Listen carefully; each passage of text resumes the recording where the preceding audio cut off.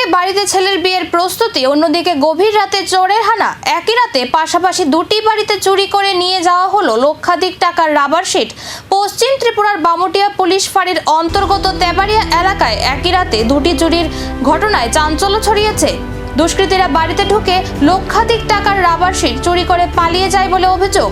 ক্ষতিগ্রস্তদের মধ্যে রয়েছেন এলাকার বাসিন্দা অচলমণি বিশ্বাস। তার অভিযোগ, গভীর রাতে বাড়িতে ঢুকে প্রায় ৮০,০০০ টাকার রাবার শিট নিয়ে যায় চোরের দল।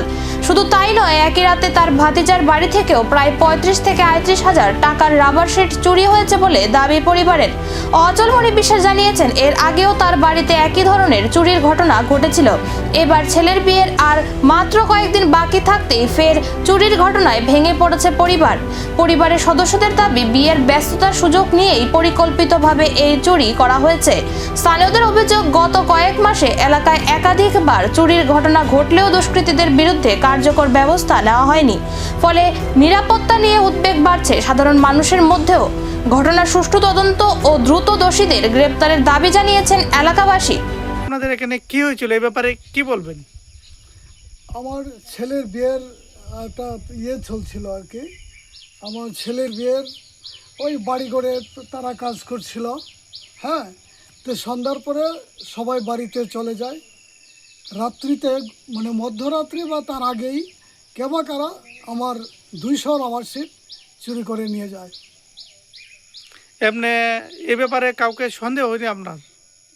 সন্দেহ কাউকে কারোর নাম না বলাটাই ভালো।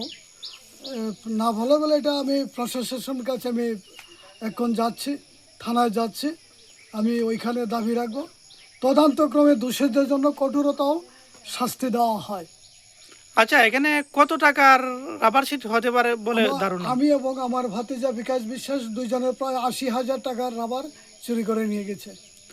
এখন আপনারা কি থানায় মামলা করবেন? হ্যাঁ, এখন যাচ্ছি, আমি এখনই থানায় যাচ্ছি। আপনাদের পক্ষ থেকে প্রশাসনের কাছে কি দাবি রাখছেন? দাবি এটাই যে এই চোর যারা চুরি করেছে তাদের জন্য দৃষ্টান্তমূলক খুঁজে বের করে তাদের জন্য দৃষ্টান্তমূলক শাস্তি দেওয়া হয়। আচ্ছা, আপনার নাম? আমার নাম অচলমণি বিশ্বাস। এই জায়গাটার নাম?